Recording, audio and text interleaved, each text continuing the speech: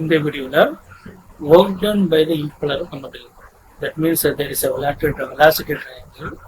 Velocity triangle வச்சுட்டு ஒரு impeller எவ்வளவு வேலை செய்யுது. இம்பலர் என்ன பண்ண ஆக்சுவலா இம்பலர் வந்து சுத்தம். இம்பலர் சுத்துறதுனால there is a centrifugal force create ஆகும். centrifugal forceனால உங்களுக்கு centrifugal plate கிரியேட் ஆகும். That means இம்பலர் என்ன பண்ணுதுன்னா எனர்ஜியை வந்து ஃப்ளூயிடுக்கு கொடுக்குது. Convert the energy between the impeller. இம்பலர்ல இருந்து ஃப்ளூயிடுக்கு வந்து எனர்ஜி கொடுக்குது. இது எனர்ஜி அப்சார்ப்ஷன் சிஸ்டம். ஸோ இப்போ இந்த ஒரு கம்ப்ளீட் இம்பலர் எப்படி இருக்கும்? இது வந்து ரோட்டரி படம். அந்த பிளாக்ல லைன் சர்க்குலா அசீவ் பண்ணிக்கோங்க. இது வந்து நம்பர் ஆஃப் பிளேட்ஸ். சரி, கரெக்டாக வர மாட்டேங்குது. So there is a number of blades. இந்த ரேட் வந்து கம்ப்ளீட்டாக சுற்றுது. இது ஒரே ஒரு பிளேடை மட்டும் எடுத்துரும். ஒரு பிளேடு எடுத்து மட்டும் நம்ம ஆல்ரெடி சாப்பிட்றோம். ஸோ இங்கே வந்து எப்படி ஃப்ளோ வந்து கைட் ஆகி போகுது. This is the blade. இந்த பிளேடுக்குள்ள வந்து ஃப்ளூயிட் என்டர் ஆகுது. இந்த பிளேட்ல வந்து கிளைட் ஆகி இந்த பிளேட்ல இருந்து ஃப்ளூயிட் வந்து வெளியே வருது. While the fluid is flowing through this blade, இந்த பிளேடு வழியாக ஃப்ளூயிட் வந்து ஃப்ளோ ஆகும்போது there is a energy transfer from impeller to the fluid. So energy gain ஆகுது. எதுக்கு எனர்ஜி கெயின் ஆகுது? ஃப்ளூயிடுக்கு எனர்ஜி கெயின் ஆகுது. ஸோ அதை நம்ம கண்டுபிடிக்க போகிறோம். ஸோ இங்கே வந்து velocity component, velocity individual velocity பார்க்கணும். Here VR1 is a relative velocity between the blade and the impeller. இம்பலருக்கும் பிளேடுக்கும் ரெண்டுக்கும் இருக்க வெலாசிட்டி, அதாவது இம்பலர் வெலாசிட்டி வந்து பிளேடு வெலாசிட்டி, சாரி இம்பலர் வெலாசிட்டினா ஃப்ளூயிட் வெலாசிட்டி சப்ஸ்ட்ராக்ட் பண்ணால் relative velocity of impeller with respect to the fluid. So the direction of VR1 must align with the angle of the blade. இந்த blade கர்வா இருக்கு. இது inlet. இந்த ஆங்கிளோட சேர்த்து தான் அந்த ரிலேட்டிவ் வெலாசிட்டி வரும். So it is a relative velocity of fluid with respect to the blade. இந்த ஆங்கிள் தீட்டாவும் இந்த பிளேடு இந்த இன்லெட் ஆங்கிளும் ஒரே மாதிரி இருக்கணும். And V1 is equal to Vf. Flow velocity is equal to absolute velocity. Where consider flow velocity இப்போ இருக்கு 90 டிகிரில இருக்குதுன்னு நம்ம அசியூம் பண்ணிக்குவோம். Design of the pump. Design of the பம்ப்ல வந்து நம்ம என்ன சொல்லியிருப்பாங்கன்னா VW1 is equal to 0. VW1 0 means whirling component velocity at the inlet is 0. Whirling component velocity is tangential component of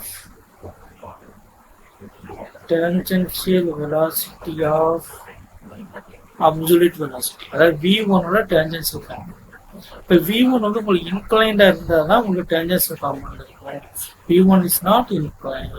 இது கரெக்டாக வந்து ஸ்ட்ரைட்டாக உள்ளது. So here we don't have a VW1. That means whirling component velocity is 0 for the pump. But this U1 is a tangential velocity of the blade.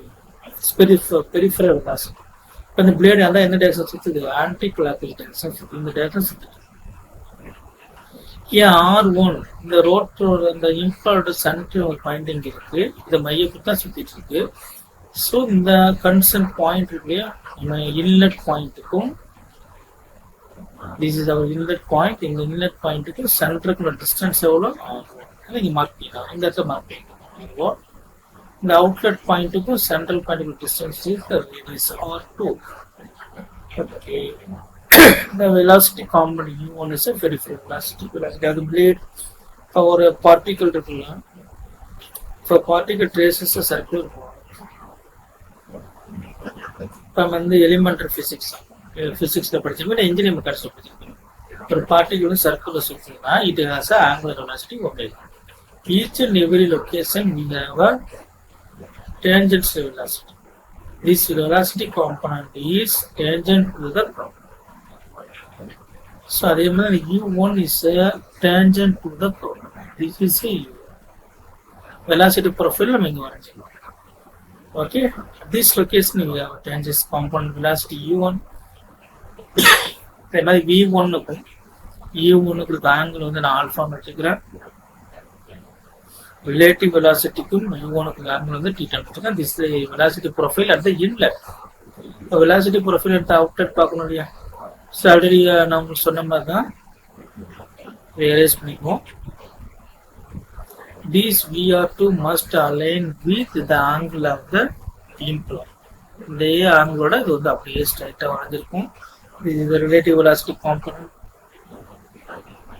This is absolute velocity. Absolute velocity here with the angle.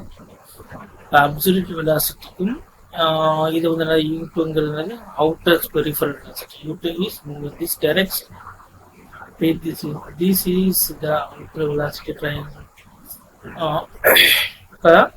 U2க்கும் relative velocity angle இந்த phi, absolute velocity U2க்கு இருக்கிற angle வந்து theta. இப்போ இந்த absolute velocity incline ஒரு velocity இருக்கு. நம்ம என்ன பண்ணுவோம்? ரிசால்வ் பண்ணுவோம். இன்னும் வந்து என்னது?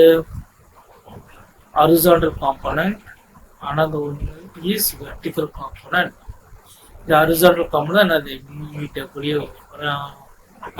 tangential velocity, that is whirling component. Vertical component is flow velocity. இப்போ இந்த V2 நான் ரிசால்வ் பண்ணும்போது உங்களுக்கு flow velocity வருது.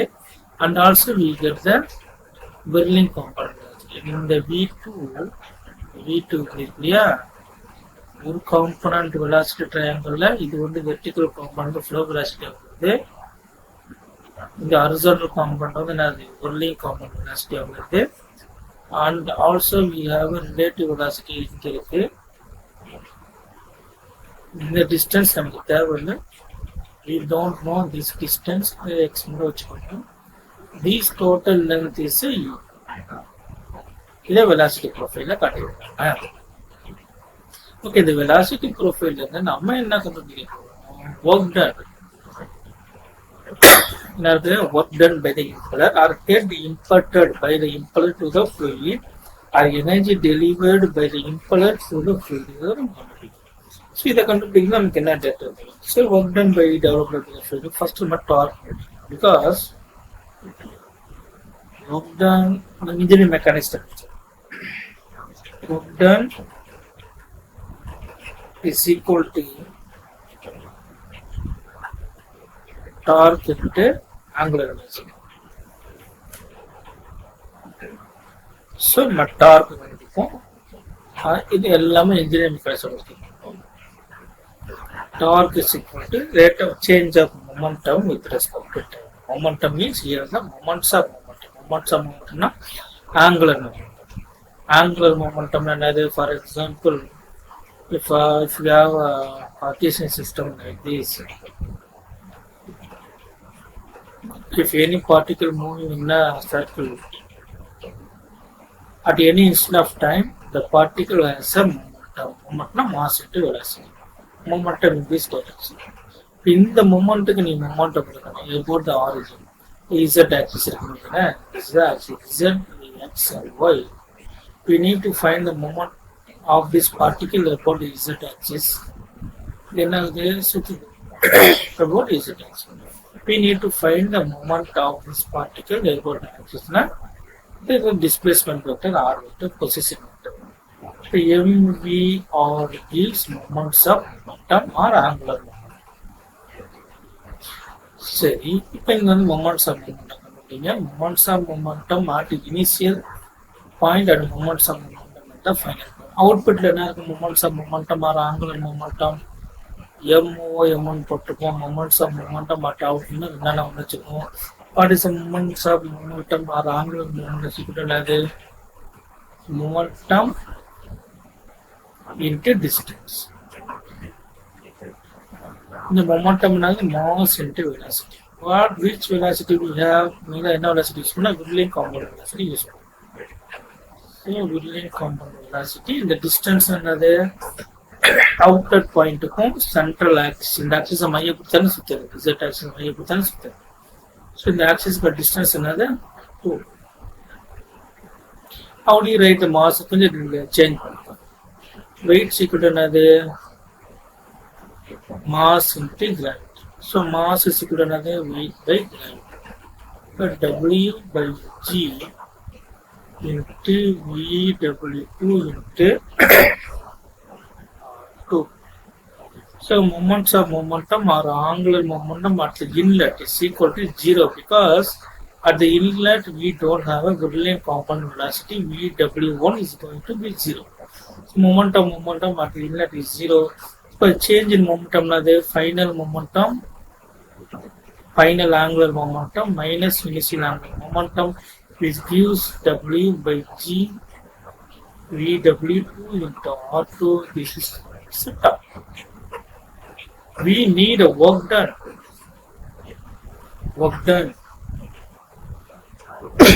So work done is equal to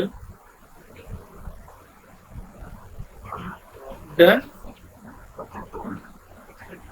per second per unit time is given by torque delta velocity. Torque ஓட formula என்னது கண்டுபிடிச்சிட்டோம் இல்லையா? W by G Vw2 R2 into angular velocity omega. சரி, what happened to these two? இந்த ரெண்டு quantity நம்ம எப்படி பண்ணலாம்? லீனியர் வெலாசிட்டியும் ஆங்குலர் வெலாசிட்டி எப்படி ரிலேட் பண்ணுவோம்? Linear velocity is equal to angular velocity into radius. இது வந்து கைனமெட்டிக்ஸ்ல படிச்சிருப்பீங்க. சேம் as இங்க வந்து linear velocity tangential component velocity of the blade impeller u2 is equal to angular velocity into outer radius. இது மாதிரி மாற்றி எழுதிக்கலாம். R into omega, R2 into omega. So finally we get W by G U2 V2. This is the work done per second. அதே மாதிரி இப்படி மாற்றலாம் ஃபார்முலாவை. Work done per second per unit weight. Unit weight and the doubling of it is equal to U2 VW. This is the work done. Head developed by the impeller, work imparted and head imparted by the impeller to the fluid. See, okay, if you have a inlet velocity, inlet Euler Brillouin component velocity, inlet வந்து நம்ம 0 assume பண்ணிருக்கோம் இல்லையா? இது வந்து நம்ம என்ன பண்ணிருக்கோம்? Vw1 வந்து 0 அசியூம் பண்ணிருக்கோம். If Vw1 is not 0, what happened to this formula? இந்த ஃபார்முலா எப்படி இருக்கும்?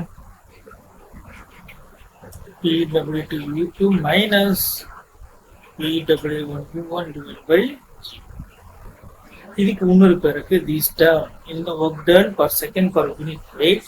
இதுக்கு இன்னொரு பேர் நம்ம என்ன சொல்லலாம்? Euler rate or theoretical rate. இது பேர் என்னது? Euler rate or theoretical rate developed by the impeller to the fluid. Fluid கொடுக்குது. This much of energy வந்து fluid வந்து impeller கொடுக்கிறது.